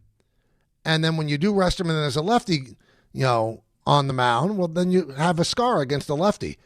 In a perfect world, they have a right-handed catcher. I don't know if they're going to be able to do that, but that's one of the things that just is not clicking. I love this roster construction. I really do. And I know the Yankees really like Escara, and I do as well, but 2 lefty catchers doesn't make sense. And even if you include Ben Rice into the equation, that's 3 lefty catchers. You need some balance so that when you rest Wells, you rest him against a left-hander, and then the right-handed hitting catcher has a better chance. But they don't have it right now. They don't have it. They're a catching factory. They've traded a lot of catchers. Some of them have done quite well. And they have 2 good catchers right now, but they both, unfortunately, hit from the same side of the plate. That's a little bit of an issue. Let's go to Berkey in Belmore. What's up, Berkey? Hey, Michael. Thank you for taking the call. You got it. I'd like to just speak to how bad Jazz has been and how awful his approach is at the plate. Go for it. He's a guy with speed, right? Why is he this uppercut and everything is pull with him? Can he ever try going the other way and utilizing his speed? Well, he does have speed, Berkey, but he also, he was a 30 home run guy last year. So you don't just eliminate the power. I mean, that's what makes him special as a second baseman, that he could be a 30-30 guy. I think he got into his own head in spring training when he said 50-50. He's not going to be 50-50. He might steal 50 bases. But in terms of him going the other way, this is his swing. I think he's over-anxious right now, and he's trying to hit the ball out. I thought he turned the corner when he hit that ball around the pesky pole at Fenway Park, but you can't say utilize his speed. He's also a power hitter. That's what makes him special, is that he can be a 30-30 guy. In a great year, he could be a 40-40 guy. But he put too much on his head when he said, I'm going to be 50-50 this year. He's not going to be 50-50. He's not a 50 home run guy. I think that got his swing out of whack. He got off to a slow start. So now he's constantly trying to dig himself out of this hole. Now, how do you fix that? I don't know. But I think that it's become a mental thing, which has screwed up his swing. But in terms of him going the other way, he does go the other way occasionally. But Berkey, you're actually making it out to be, well, he's a speed merchant, so just chop the ball and run. No, that's not what he is. The specialty of his talent is that he can actually hit the ball out and steal bases. That's important. Let's go to Matt in Orlando. Matt. Hey, Michael, how you doing? First time call. Good. How are you? Thank you. I'm doing excellent. Before I get to my Yankee point, I just wanted to tell you kind of a funny little thing that happened this past off season. So I work at a big 5-star hotel / golf course down here in Orlando, and one of your broadcast partners, Paul O'Neill, actually came and played my course, and which was unbelievable because he was one of my heroes growing up. And my manager was allowed me to ask him one question, and the question that I asked him, which might shock you, is I asked him, how do you tolerate Michael Kay in the broadcast booth? Because it sounds like you two always rip each other. And he kind of laughed it off and was like, you know, when you're best friends with someone for 20-plus years, you know, sometimes you got to give them a little ribbon. And so I figured you'd find that kind of hilarious. And really, we do like each other a lot. So, I mean, we pick on each other like two brothers would pick on each other. I'm glad that he said that. That's a nice story. Thank you. Yeah, absolutely. Absolutely, of course. And thank you for everything that you do for the Yankees. It's amazing. So my question, you kind of hit the head on the nail earlier about the Yankee bullpen, which, you know, with the exception of obviously, you know, Hendricks and, you know, Bednar, even though he could be a little shaky at times, there's some question marks. And the one thing that I was kind of wondering, and I apologize if you said it earlier, maybe I just missed it. When it comes to Paul especially, the guy has amazing stuff, it seems like. But I don't know if it's just like a trend or what, but I just wonder how the heck that a guy who has such good control, why, except for a few games here and there, he just can't seem to locate the ball the way he wanted to. Because the way I look at it, the ability to be almost like a Jabba Chamberlain almost, because you probably remember Jabba was so dominant in the beginning of his career until they obviously, in my eyes, screwed him up when they put him in the rotation. But he has the ability to do that. But I just wonder, I guess from your view, he'll eventually kind of get to that spot where he could be a dominant pitcher? You're talking about Doval, right? Are you talking about Doval, Matt? Yes, I am. Well, Doval to me, Matt, is an absolute mystery because I don't know how he ever gets hit. His stuff is so amazing. He's electric. A fastball, 100 miles an hour, a cutter at 99. And there are times that he's on the mound that he looks absolutely unhittable. And then there are other times that he looks very hittable. I don't know how to explain it. I don't know pitching at that level. David Cohn, when we were doing games last week, said that, I mean, I'll try to explain it, that Doval is very rotational, where the body is like, you know, rotational at the hips, and he thinks that gets him out of whack sometimes. He'd like him to be more direct toward home plate. But, you know, he was an all-star with the Giants one year, then he lost his closer role. So he's had ups and downs. But it's hard to give up on stuff like that. That stuff is filthy. That's some of the best stuff that you could see in Major League Baseball. And to see him get hit, it's hard to believe. It's really hard to fathom because he's that potentially great. And we've seen him be great in that one year with the Giants where he was absolutely unhittable and made the All-Star team. And then you see him get hit. And I don't know what to tell you. Matt, I don't know what to tell you. I'm not a pitching coach. I don't understand how anybody could hit that sort of stuff. But he gets hit. He gets hit. Let's go to Butch in Portchester. Butch. Hello, Michael. How are you? Thanks for taking the call. I'm good. How are you? So far, so good. I got two simple things that make it easy for us. Aaron Judge. Mm-hmm. For the like of me, can you tell me why? Now, I watched the game. I'm a big fan. I'm 82 years old, so I've been around a while. I don't understand why probably 8 or 7 out of 10 times Aaron Judge takes the first pitch. Then the second pitch, he's looking for something, you know, outside, so the guy throws a slider or something, and he ties him up inside, and now he's 0-2. And now my next question is, probably 7 out of 10 times, this big guy, who's a tremendous hitter, is 0-2, 7 out of 10 times. I mean, the pitching coach should have a little talk with him. That's that. The other thing is... Before you get to your next point, sorry, Butch, go ahead. and I say this with all due respect, he's won the MVP the last 2 years in a row. How's it working out for him? Winning the MVP is fantastic. Well, I'm talking about these last 3 games and maybe more. You know, Aaron Judge strikes out a lot, but he does a lot of good things, and he's a tremendous fielder, yes. But why does he take that first pitch 7 out of 10 times? Why? But you said 7 out of 10 times he's 0-2. But then you could also say, Butch, that in those 7 out of 10 times he ends up working the count full. I mean, again, Butch, with all due respect, 83-year-old, you watch the games. I love you for that. But, I mean, come on. We're going to complain about Aaron Judge? He's won 3 MVPs. He hits 50 home runs in his sleep. He's leading the major leagues in home runs, he and Schwarber, and we're going to complain about what he did the last 3 games?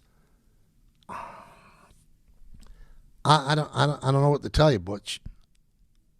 Again, we're gonna question Aaron Judge's approach. I mean, I guess nobody's beyond reproach, but goodness gracious, he's riding 2 straight MVPs, and we're going to complain that he's 0-2 all the time? I've seen him swing at the first pitch a lot. And, yeah, he works the count. So when he goes 0-2, I mean, how often does he strike out 0-2? Because then pitchers get afraid. They try to get too cute, and they paint the corner, and they miss, and you look up, and it's 3-2. Yeah, I think I'm okay with Aaron Judge's approach. Let's go to Ed in Mohegan. Ed. Mike, how are you? Good. How you doing, Ed? I'm great. I love the Yankees. And I love baseball a little more, though. So when they initiated the Ghost Runner, I really thought that it was a slap in the face to the people who really love the game. I mean, I saw Ken Burns' baseball, and if you've watched it, you've seen the game will always change. So I have no problem with change. I mean, I love the ABS, I love the pitch count. Manfred's done a great job, but I was almost happy. I wasn't happy, but I didn't want to see another game this weekend go to the Ghost Runner at second. So when the closer gave up the home run, I was almost like more content, because like if you look at the NFL, it's almost like in overtime games if they put the ball at the opponent's 25-yard line to end the game faster. I just think I'll ask you. When they do that, when they go to that Ghost Runner, don't you feel a little bit deflated, like you're being? Because I used to love that, and there aren't a lot of games that go late. Maybe 4 or 5. I looked it up. There's maybe 4 or 5 games per team per season average that go 12+ innings, and those games were fun. I used to love those. Ed, you are preaching to the choir. I love everything that Manfred has done. I hate the extra inning rule. It's a carnival act. Hate it. And for some reason, the Yankees have the second worst record on the road since the rule came into play. Only the White Sox are worse. And they have the best record at home since the rule came into play. So it's not a Yankee thing. I despise the rule. And managers love it because they don't have to worry about, blowing out their bullpen. So everybody's got their own individual narrative that they will spill to you. It's not baseball. Well, what's the big game that we remember in the World Series last year? The one that won all those extra innings between the Dodgers and the Blue Jays, because extra inning games are talked about the next day constantly, especially if it goes 18, 19 innings. Yeah, does it affect your pitching staff? Somehow the managers of the last 100 years were able to deal with it before this silly rule. This rule was put into place because of COVID. And then managers fell in love with it. I hate it. I love the pitch clock. I like ABS. I like the challenge system. Shortening the bases has worked. All of that stuff. They've done a great job with this. They've got to get they got to get rid of the Manfred man. Ed, I'm in lockstep with you. I hate it. Now, one more thing for Butch. He said 7 out of 10 times Aaron Judge is 0-2 in the count. Aaron Judge, we just looked it up. Aaron Judge has 146 at-bats this year. Do you know how many times he's been 0-2? 15. Now, I wasn't the brightest guy in the math class. That's not 7 out of 10. That is not 7 out of 10. And him going 0-2 means absolutely nothing because you blink and he's 3-2. Again, of all the things on my bingo card that I thought we would talk about today, Aaron Judge's approach and how people don't like it, that was the last one. That was the last thing that I thought that we would be talking about today. But every day brings a new surprise. And to Butch, that's something that bothers him. It bothers him about a guy who leads the majors in home runs and has won 2 straight MVPs, 3 in his career, should be 4, and is going straight to the Hall of Fame. That's all there is to it. I love you, Butch. You're more than welcome to call back whatever you want, but first of all, he's not 0-2 7 out of 10 times. It just seems like that, and he's doing something right. We'll come back. We'll break it down for the people as we continue until 3. At that time, Don, Hahn, and Rosenberg. It's the K-Show right here on ESPN New York.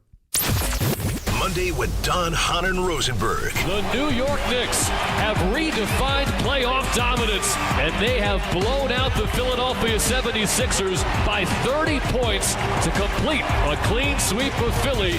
The Knicks swept the 76ers and are headed back to the Eastern Conference Finals. Is this the year they finally make it over the hump? Don, Hahn, and Rosenberg today at 3 on ESPN New York and streaming live on YouTube.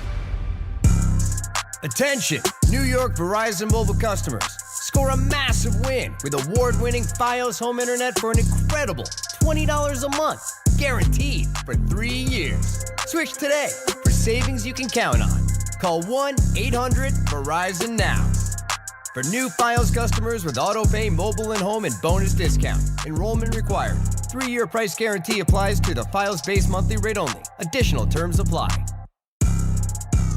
Chris Carlin with you. Glad to be joined right now by Taylor Canfield. He is the U.S. Sail GP team driver. And we are all getting ready for the Mubadala New York Sail Grand Prix coming up at the end of May. Taylor, how we doing? Yeah, we're excited for the home event in New York. And, can't wait to be there and racing in front of all the fans. Now, what is your role as driver of the U.S. Sail GP team? So as a driver, you kind of have 2 different roles. One is trying to help make sure that the boat is going, as fast as you can around the racetrack. And then in addition to that, it's kind of the decision maker on board and, using the information that I'm getting from the whole team and the coach booth to kind of make those split-second decisions around the racetrack. It sounds like an awesome atmosphere. What's the energy going to be like sailing right at New York City? There's no better feeling racing in front of the home crowd, representing our country and hearing their cheering through our headsets that we have on board is, it gives me the chills just thinking about it. So we're pumped. We're looking forward to the Mubadala New York Sail Grand Prix coming at the end of May. Taylor, thanks. D'Agostino, Law, Bite Back. This is John D'Agostino from D'Agostino & Associates. Did you know Social Security takes money out of every paycheck you earn, paycheck after paycheck, and you're not supposed to touch that money until you're 67? What if you can't work? What if you need that money now? The system is challenging and most people get denied. That's a fact. D'Agostino & Associates has the experience to win, and we win a lot. If you filed for Social Security disability benefits and were denied, let us appeal. Call us first at 1-800-BITE-BACK. Bite Back means fight back. 1-800-248-3222. We'll fight to get you paid. D'Agostino & Associates has offices throughout New York and New Jersey and handles Social Security disability claims and appeals. Remember, if you've been denied, call us first. 1-800-BITE-BACK. That's 1-800-248-3222. D'Agostino & Associates. We win a lot. At City Harvest, we believe no New Yorker has to go hungry. With your help, we're on the road 365 days a year, rescuing over 77 million pounds of nutritious food and delivering it free to millions of New Yorkers, transforming surplus food into sustenance, sustainability, and smiles, rallying thousands of New Yorkers to power a network of nourishment across our city. One day, one meal, and one New Yorker at a time. That's how we feed good. Smalls here. What if you could enjoy the flavor of a cocktail without the alcohol? Meet RK Zero Proof, a pioneer in the alcohol-free spirits category that delivers bold taste and a warming sensation, but with zero alcohol, zero sugar, zero carbs, and zero calories. So you can celebrate with friends, unwind after a long day, and wake up tomorrow feeling great. It's all the ritual of a drink without the regret. Discover RK at rkbeverages.com. That's ARKAY beverages.com. RK, the spirit without the alcohol. My name is Whitney Allen, and I'm a widow. My husband, Ryan, died. We never thought we'd ever have to use life insurance, but the unexpected happened. With Ethos, signing up was fast and 100% online. You can get a quote in seconds, apply in minutes, and get same-day coverage. No medical exams, and you can get up to $3 million worth of coverage. I'm grateful we were prepared. Get your free quote at ethos.com/play. That's ethos.com/play. Paid spokesperson. Time spent on application may vary. Online health questions required. Talk a little Mets. They go on a road trip against three teams that are not exactly killers, and they go 5-4. So they took the first two series 2-1. They go into Arizona and they lose that series 2-1. So they're 5-4 on the road trip. That's not the way you're going to climb out of the hole. So when the Phillies fired Robbie Thompson and brought in Don Mattingly, that was 13 games ago. They've won 10 of 13. So their record now is 19-22. So they're 3 games under 500. That's how you make up ground. You don't make up ground going 5-4 on a road trip against lesser teams. So the Mets right now are 15-25. They're 10 games under 500. Eduardo Rodriguez, who's having a good year, was pitched very well in the WBC, had a no-hitter in the 6th inning, and they just can't get it done. Defensively yesterday, it all fell apart. Andy Ibanez is playing third base for them, 2 errors at third base. Juan Soto was 4 for 31 with 1 home run on the road trip. You're not going to get it done if Soto doesn't hit. And the injured players don't seem like they're coming back anytime soon. Polanco's wrist is better, but now the Achilles continues to act up, so he's not close. And Luis Robert Jr., I can't sit here and rip getting Robert because I thought it was a good move because he's got so much talent. But the guy's been hurt all the time in his career, and he's hurt again. Sometimes people that are hurt all the time, no matter how you baby them. Remember that one game where poor Carlos Mendoza couldn't even use him as a pinch hitter because you'd have to put him in the field, and they said you could use him for one at-bat, but he can't play the field? That's how much they protected this guy, and his back is acting up to the point that he's not close to coming back. And you're still a whiles away from Lindor. So I don't know how they're going to do it. I still believe it's early, but it's getting late early, so we're looking at them at 40 games, so we're 25% through the season. And Atlanta doesn't stop winning. So the Mets' deficit is large on May 11th. And the intensity of carrying a team, the way that Juan Soto has to carry the team, that does impact you. 4 for 33. Juan Soto, hits 300 in his sleep. 4 for 33. It's not good. You want one positive out of yesterday? I'll give you one. So Sean Manaea pitched the scoreless 8th inning, and he threw 91.3 miles per hour on his 4-seamer. He'd been averaging 89.7. This is the thing that gets me. They can't figure out why this guy's velocity is down as much as it is. He can't figure it out. He says he's not hurt. Well, then what's going on? Why is he struggling this way? Very odd. Very, very odd.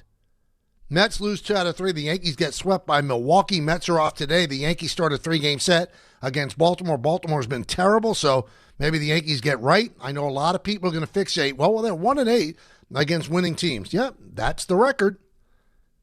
But their overall record is excellent. They're on pace to win over 100 games. And I've told you this before. The way the American League is, and the majority of your games are played against American League teams, the Yankees will win 95 games in their sleep. They just will. I'm not worried about the fact that they're 1-8 against winning teams. Because they have beaten teams that were supposed to be winning teams, right? They swept Boston. They took care of Seattle. San Francisco was not supposed to be this bad. They beat them. But it's hard for me to debate, the teams that are over 500 right now, they're 1-8. And that was brought up to Aaron Boone. He said, we're a really good team. I'm not worried about it. They had a bad week, but we're a really good team. A bad weekend, but they are a really good team. 1-800-919-3776. Kevin in Brooklyn. Kevin. How's it going, Mike? How you doing? Good. How are you? I'm good. I wasn't able to get on the phone with you earlier, but just RP to John Sterling. He was an amazing guy. You guys did an amazing job on the broadcast every other game. Thank you. So pretty much just something just to piggyback off of your last topic. You did say that the Yankees are a great team, and I agree. Pretty much like no one was a fan of running it back. I was a fan of it, but it's like the same team, but with a different mental approach, I would say. Like a lot of the games that we score multiple runs, there's not a lot of home runs there. There's simple base hit. They're passing the baton a lot. So I feel like mentally they're trusting themselves a lot. And the confidence of McMahon also, like he's getting a bit more confident on the bases, on the at-bat.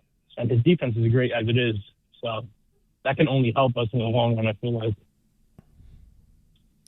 Well, let's put it this way. When you say, people weren't fans are running it back, the ultimate arbitration of this is going to be at the end of the year. How far do they go? They're running it back because they looked at last year's team and said, that was a really good team and we should have gone to the World Series and won it. And they didn't. Now, it's an interesting story in The Athletic today by Chris Kirchner, who got a hold of Brian Cashman about, the quote-unquote ruthlessness of the way they're operating. Brian said, we're not operating any differently than we have in the past. We just have a deeper roster with more options. He gave a good example, which I didn't think of. He said last year the plan was for Jason Dominguez to be the everyday left fielder. He said, but then Trent Grisham just got off to a great start, and all of a sudden Jason Dominguez was coming off the bench. He said, we made that decision. He said, and we went against our plan. He said, this year, Caballero's been unbelievable, and he changed our mind, and that's why he's playing shortstop.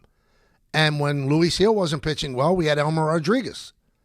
And when Ryan McMahon wasn't hitting, we could go to Rosario. And I agree with what he said, but there's a decisiveness in the way they're doing things. Because in the past, he brings up the Grisham Dominguez thing, which was spot on. But then you could also bring up, they stayed with Verdugo forever when they went to the World Series. And Verdugo just couldn't hit. And Verdugo, as far as I know, is now out of baseball. But they stayed with him. They stayed with him a long time. Now, what Brian would probably say, we didn't have anybody to turn to at that point. And they have a very deep roster, and they have a very deep farm system now. So they do have things to turn to. So I understand his side of it. It just seems a little jarring that they have made this decision. And, in the past, when Volpe has struggled, they haven't had a shortstop that they could turn to. Now they have Caballero. So that's why Volpe's down in the minor leagues. I still like this team a lot. Is it a perfect team? No, I don't think there's a perfect team out there. But in the American League, it's about as good as any team out there. Any team. And with the home runs, they're always going to hit home runs. They're a home run hitting team. And when you look in the postseason, everybody says, you got to be able to string together hits. The teams that win postseason series out-homer the other teams. Look it up. Home runs win the day. They win the day. You might not want to hear it, but they do.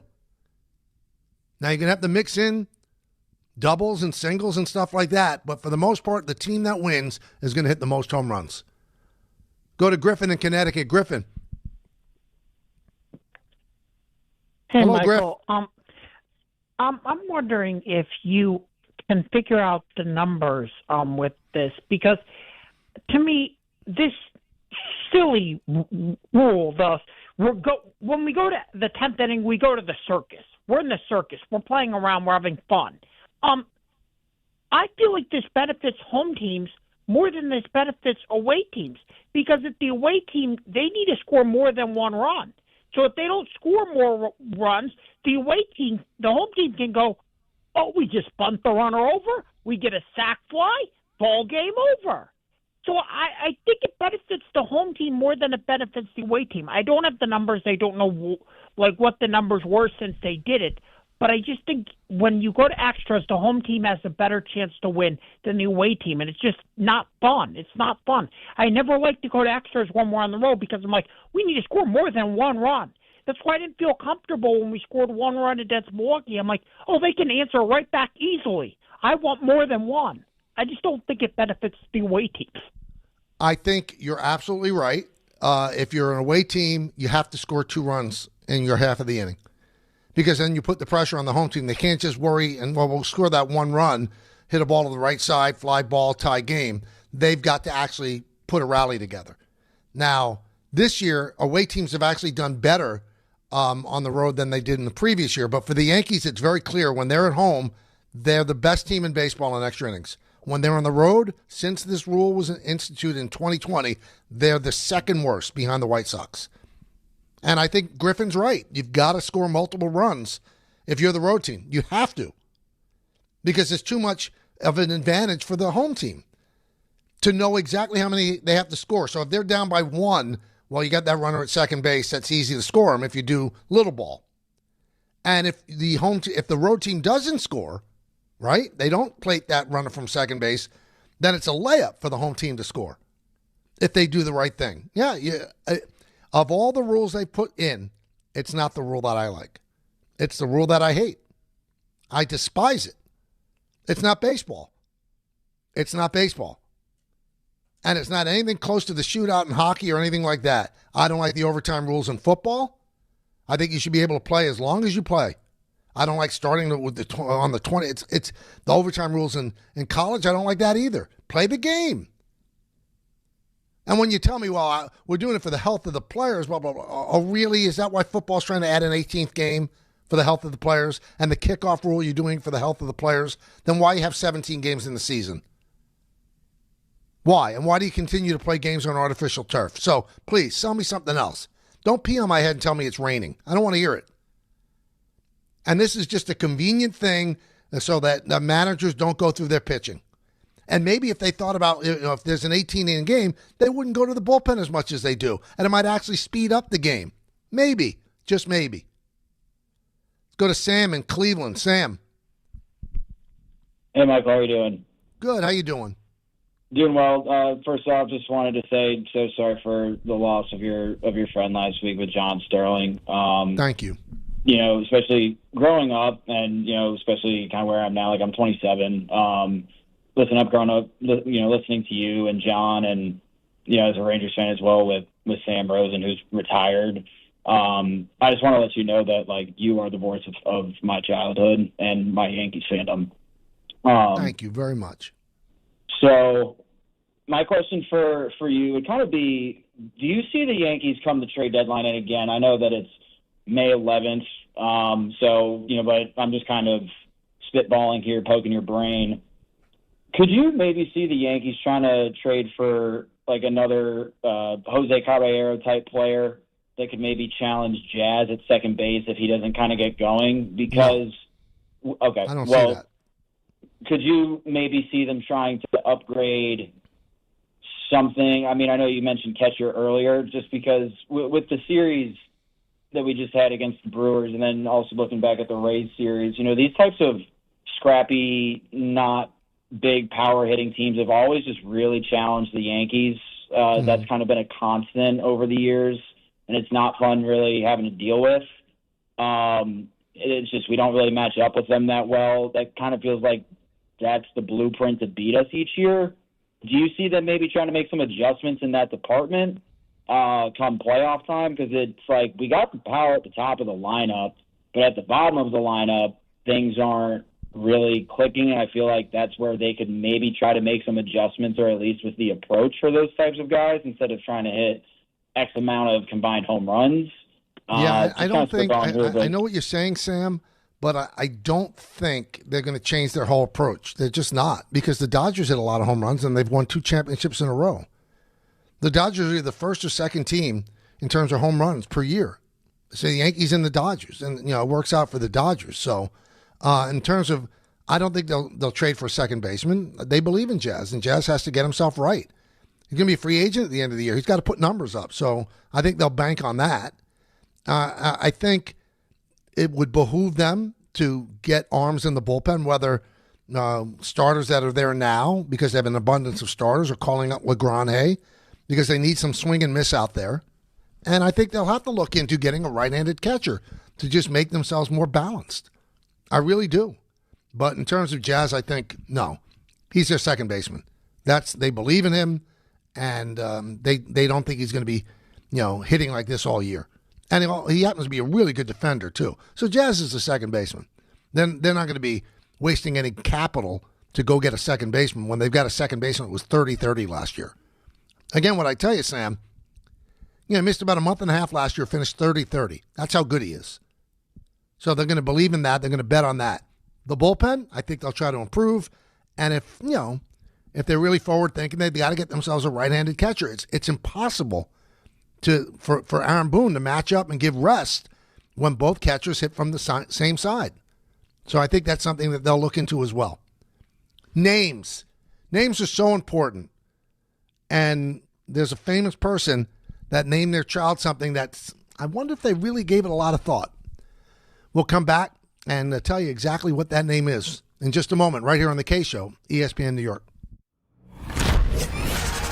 Another dominating step towards a championship. The New York Knicks have redefined playoff dominance. And for the second consecutive season, the Knicks are on their way to the Eastern Conference Finals. I think that's really great to see our team in this mindset, the feeling that we got a lot more work to do. Inbound stolen by McBride, and then Brunson buries a far corner three.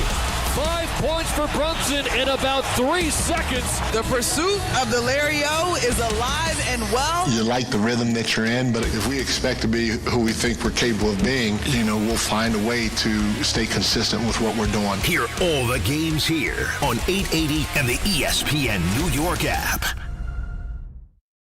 Right now, all FanDuel customers can get 30% profit boosts to use before the golf tournament begins this week. Use them on top finishes like top 5, 10, 20, and more, and back the golfers you think will be in the mix come Sunday. Plus, the FanDuel app makes it nice and easy to place your other favorite wagers on golf as well. All FanDuel customers can get 30% profit boosts to use before the golf tournament begins this week. Use them on top finishes like top 5, 10, 20, and more, and back the golfers you think will be in the mix come Sunday. Because in a tournament like this, it's not just about who wins, it's about who stays near the top. Visit FanDuel.com/local to get started. 21 plus and physically present in New York. Opt-in required. Bonus issued as non-withdrawable profit boost tokens. Restrictions apply, including any token expiration and max wager amount. For help with a gambling problem, call 1-877-8-HOPE-NY or text HOPE-NY 467-369. Hi, this is Don LaGreca. Just like the New Jersey Devils protect their home ice, Viking Pest Control protects your home. And I know because I use Viking at my own place. As the pest control provider and proud partner of the New Jersey Devils, Viking brings 45 years of trusted experience and expert service to keep ants, cockroaches, stinging insects, rodents, and even mosquitoes out of your zone. Their local team builds a personalized game plan that actually works. And when you bundle pest control and mosquito services, you score big savings. One call, one company, total peace of mind. Visit VikingPest.com. Protecting your home inside and out. Monkey Sports, built by players for players, is your one-stop shop for hockey, baseball, lacrosse, and more. Find top-name equipment and expert in-store services like sharpening, break-ins, and relacing. Shop in-store at Monkey Sports in Farmingdale or Woodbridge, or online for all the top brands. Whatever your sports, Monkey Sports gets you game ready fast. Monkey Sports, where athletes shop. The New York City Department of Correction offers countless career opportunities, from specialized units to leadership roles that support public safety and change lives for the better. It starts with one step: registering for the New York City Correction Officer exam. Earn over $109,000 after just 5.5 years. Benefits on day one, job security, pension at any age after 22 years of service. Go to nyc.gov/joinDOC or search Join DOC. One career, many opportunities. Registration ends in 2 weeks. Take the test.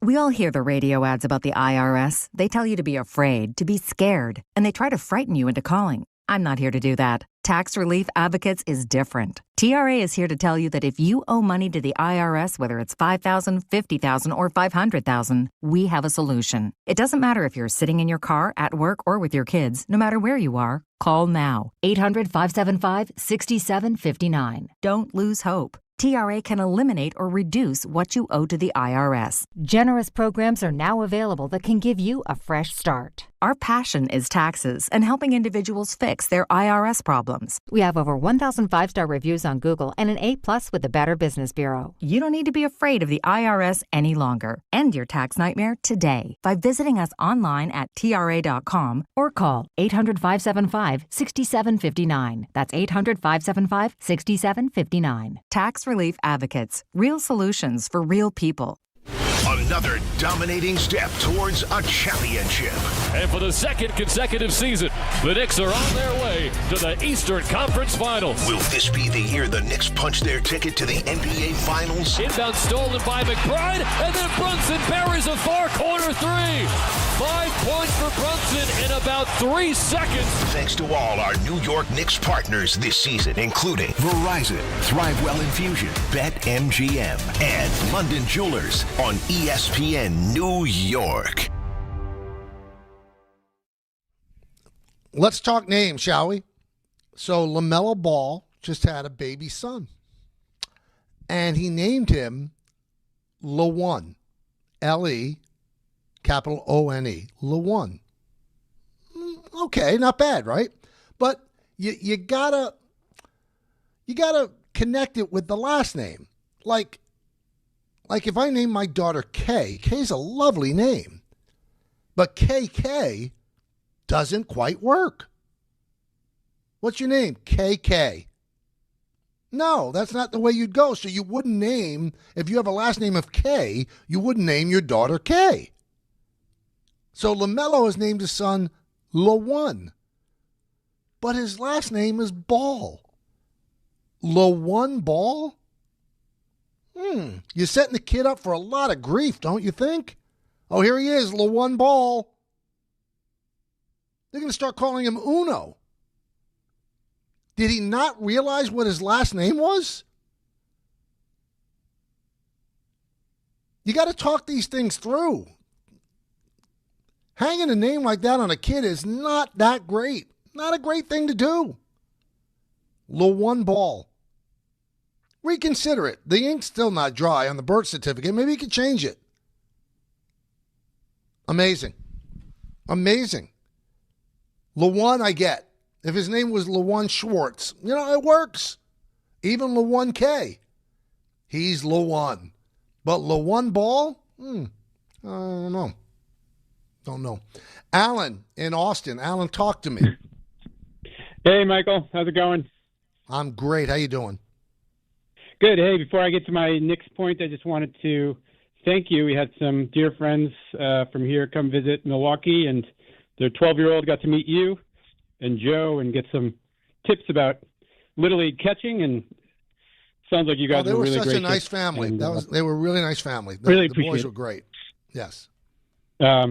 So about the Knicks, I wanted to know if you can remember any other time when an opposing fan base has taken over an arena like that. When you look at the clips after the game and on the news and everything, I've never seen anything like that. It was amazing, and I can't think of any unusual. other time in the past. I can't think of it to this extent, but I'm sure it's happened, Alan. And as I said at the beginning of the show, I don't blame the Philly fans. Philly's a great sports town. To say that they're not a great sports town, that's Josh Hart just stirring it up, trying to start a fight. But they're great sports fans. The Eagles, the Phillies, the Flyers. Why should they waste their good money on this team? This team's not good. And once it was 3-0, if I was a Philly fan, I would sell my tickets to the Knicks. I'd make money on it. Why should I go there? For what? To see my team get blown out by 30? Why are people questioning Philly as a sports town because they didn't go to the game? That would be throwing good money after bad. I'm sorry. I don't begrudge them that at all. Great decision. Sam in Hawthorne. What's up, Sam? Oh, hey, Michael. How are you? I'm good. How you doing? Good. And I just want to, express my condolences on the loss of John Sterling. I grew up many years watching him, and he really was a broadcasting legend. So I just want to say how sorry I am for that. Thank you, Sam. Yeah, so the reason I'm calling about the Knicks is because, I'm really glad about the way they've been performing in the playoffs. I've been hearing about that. They're really the team to beat. But I'm really concerned about, because, they're probably going to face the Pistons in the Eastern Conference Finals. And, correct me if I'm wrong, but I believe they lost the series like 0-3 to them this past season. So, do you think they have any chance of beating them this season? Because it seemed like they weren't able to really figure them out during the regular season. Well, as Josh Hart said at the beginning of the playoffs, don't tell me about what we did in the regular season means nothing. And I think he's 1,000% right. He just is. So do I think they have a chance? I think they will beat the Pistons. I think the Pistons will be a tougher out than the Sixers. They pose some problems. Thompson's such a good defender. He slows down Brunson. But what we saw against the Sixers is they don't have to just depend on Brunson. There are other people that could score. And running the offense through Cat gives them a different dimension. So the fact that the Pistons, handled them so well in the regular season, let's see when the stakes have changed. Because the Pistons almost lost to Orlando. Only Orlando choking in the fourth quarter in Game 6 gave the Pistons life, then they put them away in Game 7. So they're still a young team. They do pose problems for the Knicks. I think it'll be a tough series, but I think that the Knicks will win that series. Michael and Elizabeth. Michael. Hey, Michael. How you doing today? I'm good. How are you? Oh, I'm great. Huge Knicks win yesterday. They've been looking dominant. I like how they're kind of playing desperate and staying hungry in these past two series. I even went to my high school, and my high school science teacher went in with my Jalen Brunson jersey on today, so nice. I got major street cred with the kids. My question is this. I'm just kind of a little concerned if there's a long layoff. Do you think rust would affect their, the way they've been playing so well as a cohesive unit with all the players coming in? Would that be the only downside with having some a longer rest? I mean, it's good for OG. Michael, but, it's a possibility. But if you ask me, would you rather have the 7 days off and a sweep so that OG could get healthy, or would you rather be sharp and have a 6-game series? I take the 7-day rest and OG getting healthy. That's more important. And if they come out flat in Game 1 or rusty, that's on them. Shame on them. They got to stay ready. These games mean everything. It's a chance to go to the NBA Finals. That's what the whole season's been about. So is there a possibility that it could impact them negatively? Yes. But the impact on the positive nature of getting OG 100% is far worth it. Far worth it than any rust that they might have in Game 1. And they shouldn't have rust in Game 1. Get over it. Practice hard. Do what you're supposed to do. Stay ready. Stay hungry. Stay with that motivation, and you shouldn't have a problem, because the flip side of that is hopefully the Pistons will be exhausted. So their exhaustion in Game 1 will be overplayed by the Knicks over rest in Game 1. I still like the Knicks in the series, even if they have a week off. That's what I'm rooting for. I hope the Pistons and the Cavaliers go 7 games, because the most important thing right now is for OG to be 100%. You know who's 100%? Don, Hahn, and Rosenberg. God, they're great. They're so great. What a great show. If you're not listening to them, I don't know what you're doing. So anyway, they're coming up in just a moment. So stay tuned for that. In the words of Billy Joel, life is a series of hellos and goodbyes. I'm afraid it's time for goodbye again. See everybody. I will talk to you tomorrow at 1. Wait! Before you change the station, listen to this.